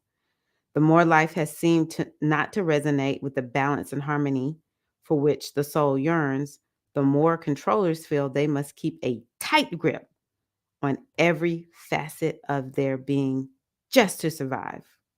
Much of the issue here is knowing that you can trust the letting go process. Next to this, just mention this. Yeah, I've had these cards for it's probably been 2 decades easily, Ashley. Well, let's see here. Maybe 15 years, now that I think about it.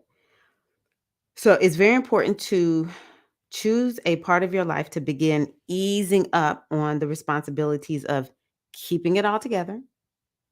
Why is everything your responsibility anyhow? You've come to believe that controlling as much of life as possible is the only way for life to work for you. Baby, my toes. Okay, I'm trying to. She's on my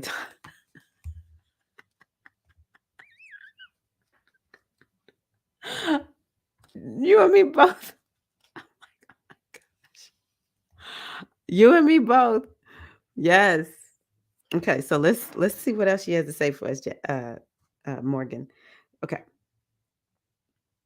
Control is very complex. It must be maintained through many formats, through deceits, and through self-victimizations. Control needs to be looked at here long and hard. It's a very negative stance. And it seriously disallows any other framework to coexist. So I'm going to say this again. Control seriously disallows for any other framework to exist. So we want We want something, but because we're controlling it, that other framework that's going to allow us to get what we want, it can't come in here. Not with control. The complexity of this dynamic insists on being involved in the very creation of both the self and others' personal realities. Wow, we've been talking about this all morning. This is shocking when you think about it. There is a great investment in negating any situations that may threaten the status of control as the prime reality. Is there a controller in your life? Or has there been one at some point? Even more importantly, are you now or have you ever been a controller? Control is a very detrimental dynamic to everyone involved. There's much denial around this energy due to an elaborate series of justifications to keep this control premise always in play. There's a rationale for every behavior. There's also arrogance used like a shield against many potential inquiries into those controlling behaviors. Like, do you think you've been a little controlling? How dare you say that? I care. You calling me controlling. You know, when our lips get tight like this, that's when we know. When somebody asks us, like, I think you've been a little bit controlling. How dare you say that? I was just trying to help you. That's what I look like. There's also, oh, come on. There is a real emotion. Hold on, let me see something real quick.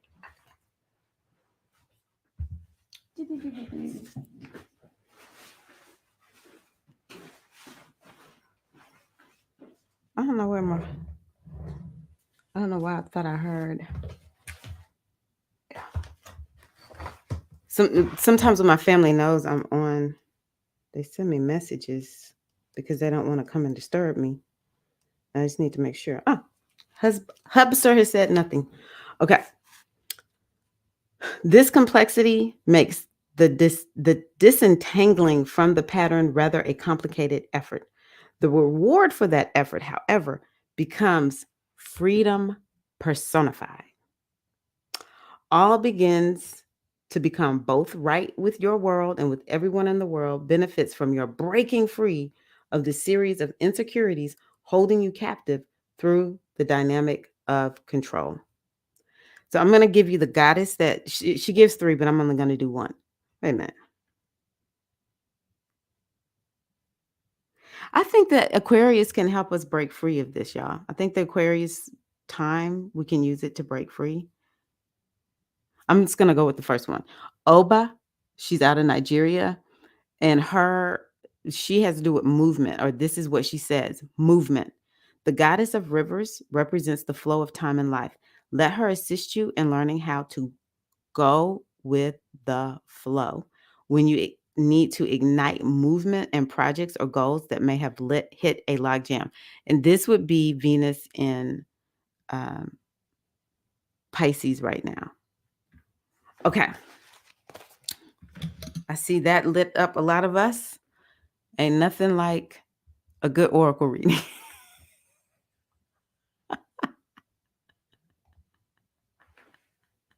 I love y'all so much. Eileen and Ashley they just be like, it's like a harmonious flow. Oh, I love it. Surrender, initiation into peace and maturity for me, a daily moment by moment practice. Yes.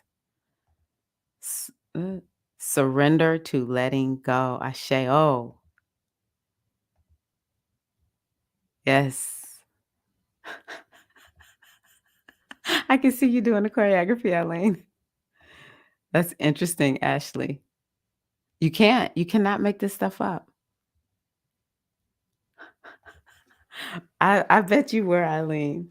So what's the elixir? What's the elixir? Can y'all believe that? Love. We did a self-compassion, very loving meditation today. Isn't that card beautiful? I love this one. I just want y'all to focus on that. Love. Okay. Actually, my schedule has changed so much that sometimes I'm like, am I supposed to be doing something? I'm cracking up at myself. Okay. Let's see what love says. Know this: love lives, it never dies. Love is a universal truth, an emanation of living. Love is both within us and surrounding us simultaneously. It is a multidimensional experience. Love is one of your most powerful soul purposes. Love is one of your most, excuse me, because love is such a vast experience, we hardly have a chance in one lifetime to grasp its many qualities. But there is much more to this business to love than just agreeing to its many qualities. The act of loving has an unlimited nature of its own. To be in a loving experience is a universal blessing. Although love embodies so many dimensions, the concept has gotten somewhat sidetracked into being interpreted as mainly the love experience between humans. It also has become further misunderstood as a painful experience entwined with the idea of loss. Some of life's losing experiences involve involving love may seem painful, but love must be experienced on as broad a basis as possible. Do you love what you do? Yes. Good. You are expanding your soul process. Are you grateful for what you cherish in this life? Yes. That is wonderful. You are expanding your soul process. The discordant experiences in life must be worked with, understood and handled and released at some point. So we can't hold on to the things that have love connected to, linked to loss and pain and hurt. We have to unlink it. Okay. At some point, we have to unlink it. Love must be cultivated, supported, embraced, pursued, and encouraged at every turn. Think about it. You didn't come here to have someone else love you so you would have worth, did you? You came here carrying love. I love this sentence. You came here carrying love within your own soul consciousness. And despite any evidence to the contrary, love lives within you always. And despite any evidence to the contrary, love lives within you always. So, if you are searching for that soulmate and it doesn't seem to happen, you've missed the whole point of love. It's you. It's you. You must accept you and understand you and your motivations. But most of all, you must love you. You must accept you and understand you and your motivations. But most of all, you must love you. You've chosen this life experience, and on the soul level, you had no doubts or judgments about your choices. Why now, after you've come to this soul experience, are you so conflicted about who does or doesn't love you? You must unconditionally love yourself. You must. The rest of the loving experiences in your life are just added benefits. But it's you first. This is how I'm going to say it. It's you first, boo. That was powerful. This is why people are like, you don't ever think I'm going any other place than where I am in my spirituality. Because I'm like, wow. I'm just going to go with Ishtar. Ishtar. She's the nurturer, as she's the goddess out of Babylon. And again, she stands for nurturing. As descendants of Venus, as a descendant of Venus, Ishtar is represented by both morning and evening stars as well as the moon. And she stands for nurturing. And she's the morning star, and she's the evening star.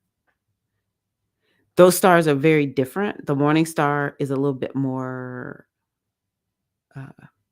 aggressive, and the evening star is a little bit more like soft and gentle. So nurture yourself. How can you nurture yourself? The animal for this, I'm going to go with bluebird. This lovely bird represents love, trust, and abundance. Oh my gosh, I love bluebirds. When I see them here in Tennessee, they are just so beautiful. Um, okay, let me see what y'all say about love. Ooh, that felt good reading it. Okay. Skillful surrendering. It can show maturity. Yes. Hmm.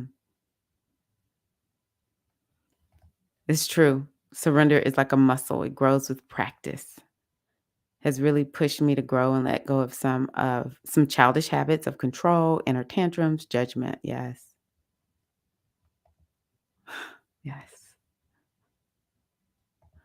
I appreciate and love you, Ashley, all of y'all.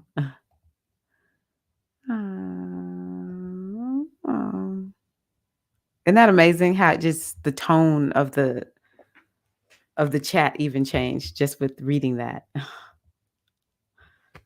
You're welcome. Guess what, Morgan? I have one more. Oh. So, how do we support this move from being controlling? How do we support this move to um, owning that we are love? Spirituality. Yeah, spirituality. So let's see what this has to say. And this is the last thing that we will do for the day. I always say, I'm not going to stay on long. And I always tell myself, yeah, right. Okay. Spirituality. What wonderful support dwells here. Spirituality isn't religion. It doesn't come from any interpretation or translation of human concepts. No fundamental tenets here. Spirituality is pure energy, a pure, simple, abundant energy. It is also a state of graceful beingness. Time spent pursuing and maintaining that state of personal grace is spirituality. Now, you're very busy in your life, right? Fine. Again, is busy fulfilling your soul's purpose. Morgan A on my toes. Balance and harmony are the road to spirituality. Balance and harmony are the road to spirituality. That goes back to actually love and Ishtar, Venus, because that's the energy of Venus, balance and harmony. Y'all saw me shuffle these cards, right? Oh my gosh. I love all this connection. This means the discernment of your choice in every endeavor. This isn't about living on a mountaintop. This is about living in a conscious, living in consciousness of the identified self. There is a shifting quality when contemplating the whole concept of spirituality. Stark reality needs muting in this framework. It's a very different reality in and of itself. Setting aside time is an important way of looking at the energy around this experience. There are tools of enhancement to spirituality. So earlier, Keita May mentioned being high vibrational. That's part of what this is. And so these are things that people might use: chimes, bells, candles, scents, colors, music, nature, and so on. You may begin with just 10 minutes here and there. It will take on an ongoing commitment from you to make your own spirituality a part of your everyday life. It will take an ongoing commitment from you to make your own spirituality a part of your everyday life. If anybody knows me, y'all know that's really what I'm about. That's what the spiritual aspirant initiation is about. So yeah, I need to throw that in there because that's coming up. Organized religion is an external experience. Spirituality is an internal experience. It's between you and the divine. This is where bliss comes into your life.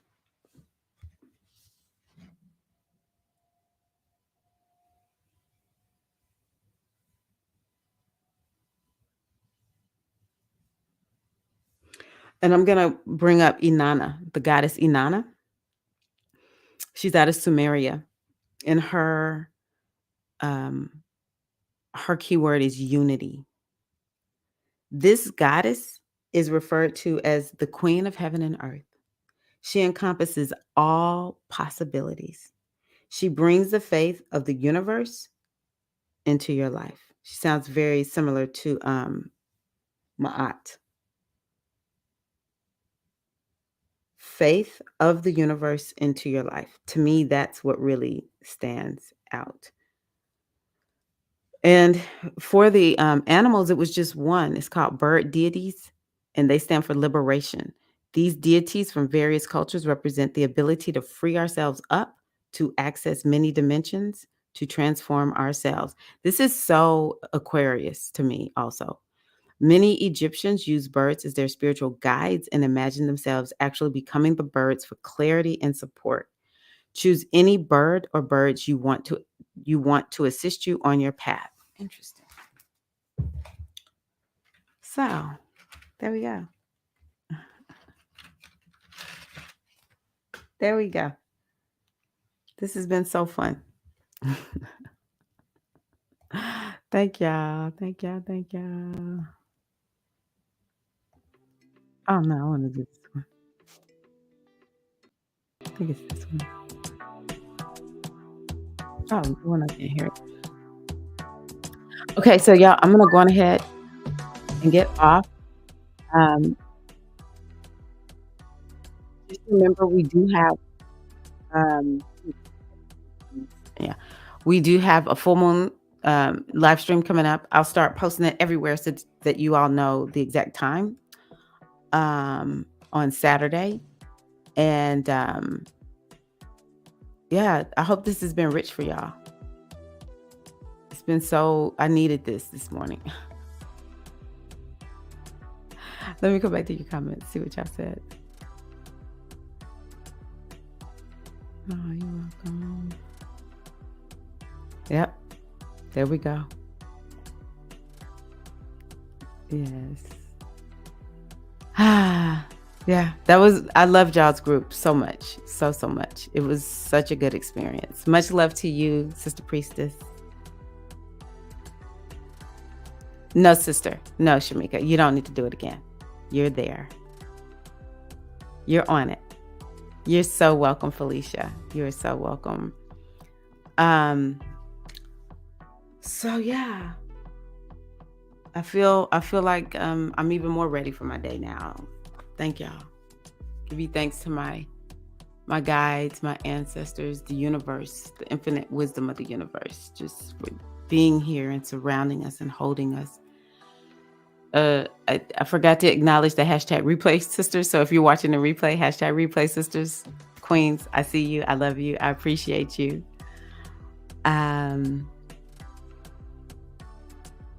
Yeah.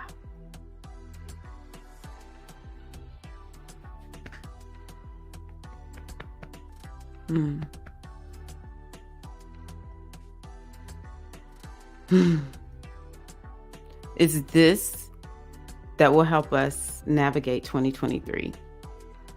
Much love. Again, welcome to the membership, Queen. I'm so glad you're here.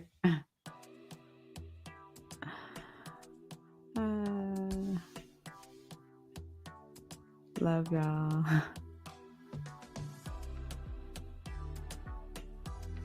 Yes. Let's keep this in mind. What is healthy detachment? Hey, Bliss. You have a great, blessed one too. Mwah. I love y'all. Love y'all so much. I appreciate y'all. Just the love and abundance and just good vibes flowing from this live stream is going out into the world. Just like we sent it out in our meditation, it's going out into the world.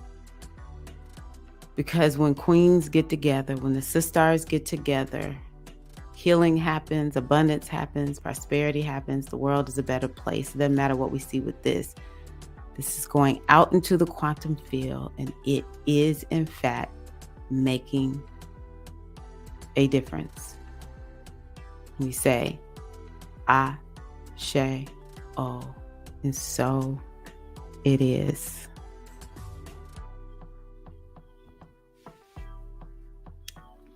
Love y'all. Thank you so much for being here, okay? And see y'all on Saturday for those who can be there live. Have a wonderful rest of your week.